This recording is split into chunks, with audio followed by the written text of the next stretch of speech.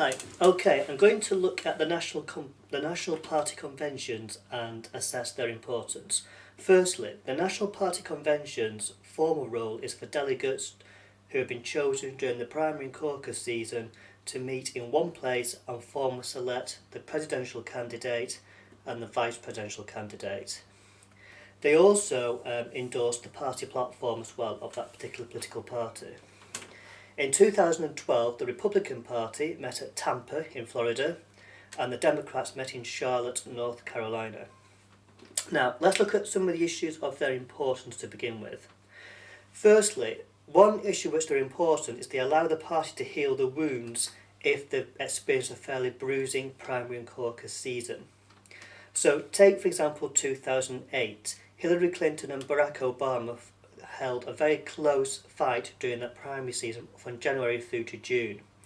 At the convention in Denver, Colorado, Hillary Clinton formally endorsed Barack Obama and told her delegates to do likewise.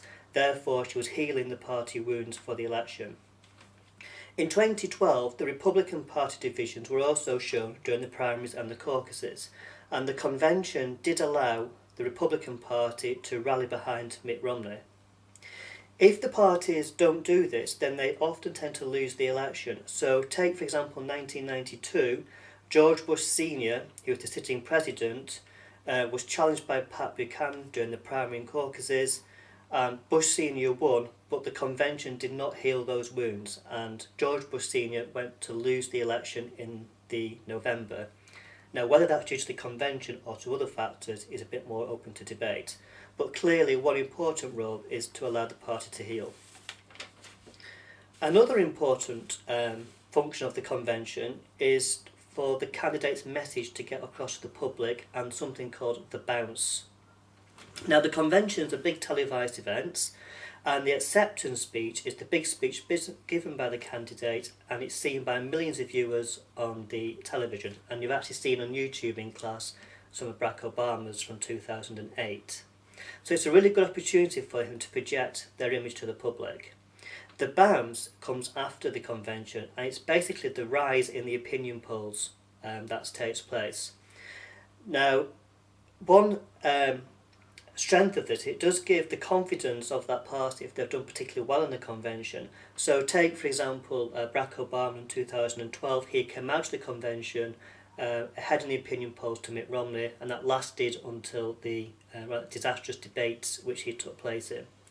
If we look at the figures for the bounce, then have a look at the Bennett book on page 69. Thinking of 2012, Mitt Romney didn't have a bounce after his convention, and so that didn't do him any good at all. And if you look back to 2004, John Kerry also didn't have a bounce, and he went to lose the election. So the bounce is an issue to have a look at. Now, in terms of them not being important, one of them is the formal functions don't matter anymore. In reality, the candidate is chosen as soon as he or she wins the number of delegates in that primary and caucus season. So if you look at 2012, for example, Mitt Romney has achieved his majority of delegates, which was 1,144, after the Texas primary on May the 29th, 2012. So he was officially the candidate from that date, and the convention was basically a coronation at the end of August. On a similar note, the vice presidential running mate is also chosen usually before the convention by the presidential candidate.